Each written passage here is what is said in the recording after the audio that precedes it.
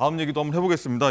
그제입니다. 이 국회 법사위에서 검사 탄핵 청문회가 있었는데 여기서 이 국민의힘 주진우 의원이 어떤 녹취 파일을 재생해서 굉장히 지금 떠들썩하고 있습니다. 이 목소리 주인공이 바로 수감됐다가 이 증인으로 왔었던 이화영 전 부지사였는데 어떤 내용이길래 이렇게 지금 떠들썩해졌는지 그 목소리 내용 듣고 오겠습니다.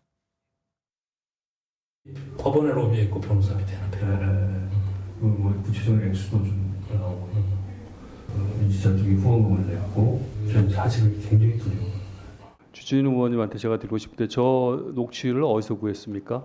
저한테 질문하는 시간이에요 지금? 본인이 하도 거짓말하니까 제보 받았습니다. 저 녹취를 틀려면 전부 다 트세요. 저렇게 부분만 짜집게 해가지고 꼭 검찰이 하는 행태처럼 하시네.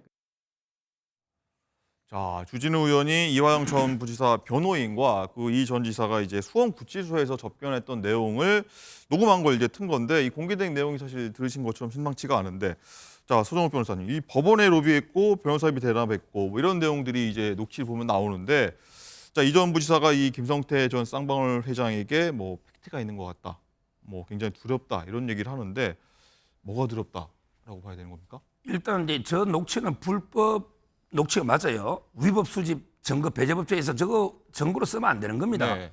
변호인도 이게 그 핸드폰 다 보관하고 가야 돼. 녹음 못 합니다.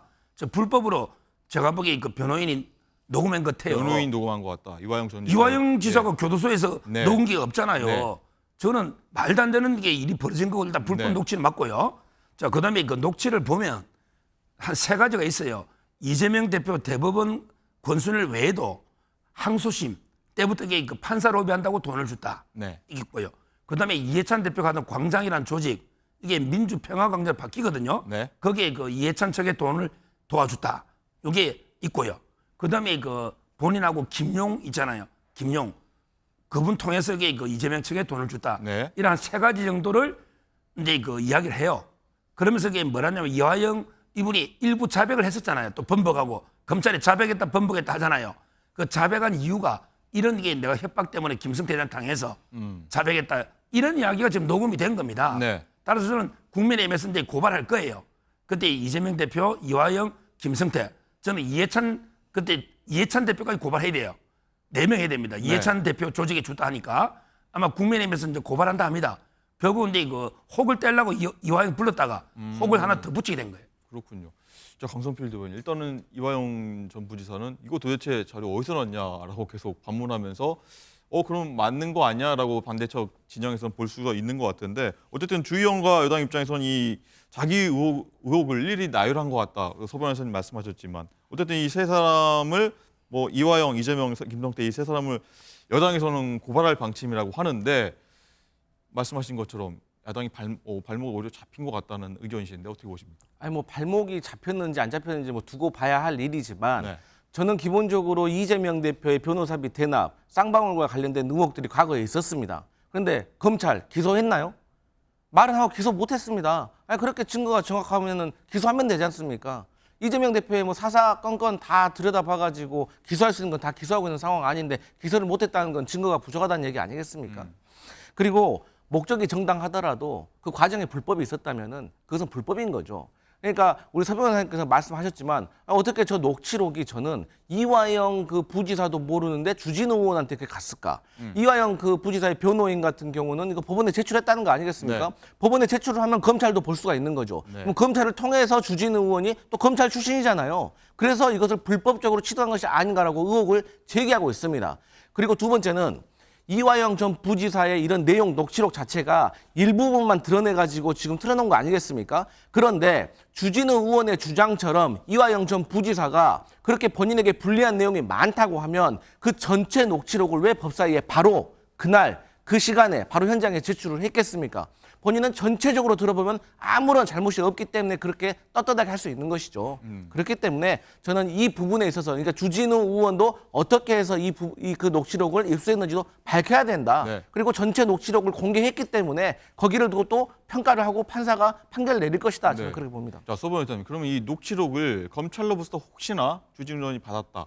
이게 불법입니까? 검찰로부터 이게 받았다는 증거도 없고요. 혹시나 받았다. 다만 이제 검찰이 원래 그런 자료를 주면 안 되긴 안 되죠. 네. 그건 안 되는데 이 녹취록을요.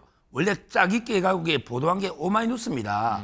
오마이뉴스. 네. 이걸 이재명 대표는 인용해서 마치 검찰이 회유한 것처럼 했고 그래서 검찰도 이걸 확보해서 전체를 다 냈어요. 네. 근데 이거는요, 짜집기 하나 나는 저 부분은요, 전체 다 들어 똑같습니다. 어차피 이해찬 도와주고 재판 로비하고 이거는 전체를 다 드러나. 저 중요 부분, 국감에 그 바쁜 시간에 전체 다 들을 수는 없잖아요.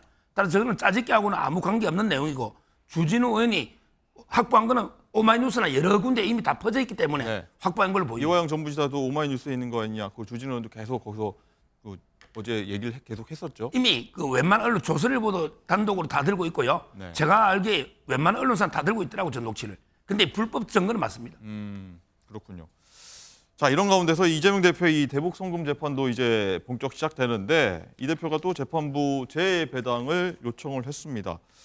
자, 서방 의원님 바로 여쭤봐야 될 것 같습니다. 이 재판부 변경을 요청한 것 왜라고 보십니까? 지금 이제 그 이건태 의원이 법을 발의가 공범을 재판하면요. 재척에가 그건 사건을 못 받게 법을 바꾼대요. 아니 공범을 재판하면 증거나 내용을 잘하니까 원래 병합회가 같이 해야 되잖아요. 그렇잖아요. 근데 공범을 아마 이화영에 대해서 9년 6개월 신준호 부장이 때렸으니까 본인도 이게 불리할 거다. 신준호 부장이 또 800만 불이 이재명 방북이나 스마트팜이다. 네. 이러니까 이게 그 판사 바꿔달라. 말도 안 되는 주장하고요. 그러게 이건태 의원이 법안까지 발의했거든요. 이거야말로 이게 완전히 사법 시스템을 무너뜨리는 거죠. 공범 사건은 모아서 한 사람에 대한 내용을 제일 잘 알죠. 못 쓴도 안 되고. 근데 공범은 재판을 못 맡게 말도 안 되는 법입니다. 말도 안 된다고 말씀하시는데 강성필 대변인 어떻게 보십니까? 이 혐의 쟁점이 겹치니까 이 대표 입장에서는 재판부 피하고 싶다 이런 의중이라고 좀 분석하신 것 같은데. 그냥 그 법 상식선에서 봤을 때 어쨌든 간에 그 수원지법에서 이화영 전 부지사와 관련된 1심 재판을 한번 판결을 내리지 않았습니까?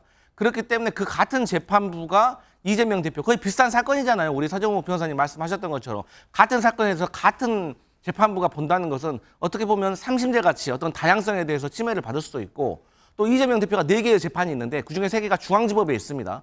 그러니까 사건도 다른 사건이지만 병합을 하는 것도 있지 않습니까? 그런 차원에서 저는 피의자의 방어권이라든가 보장 법적 어떤 권리를 네. 위해서 저는 중앙지법으로 이송도 할 수 있다. 네. 그렇게 보여집니다. 소변생 이게 재판부 변경 요청을 하면은 받아들일 가능성이 있습니까? 전혀 없죠.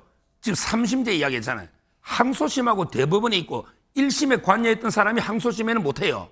근데 이거는 그게 아니잖아요. 같은 1심이잖아요. 3심제하고 아무 관계없는 이야기를 하신 거예요. 그렇군요. 알겠습니다. 자, 숨가쁘게 얘기를 해봤는데 자, 잠시 숨 고르고 60초 뒤에 저희는 돌아오도록 하겠습니다.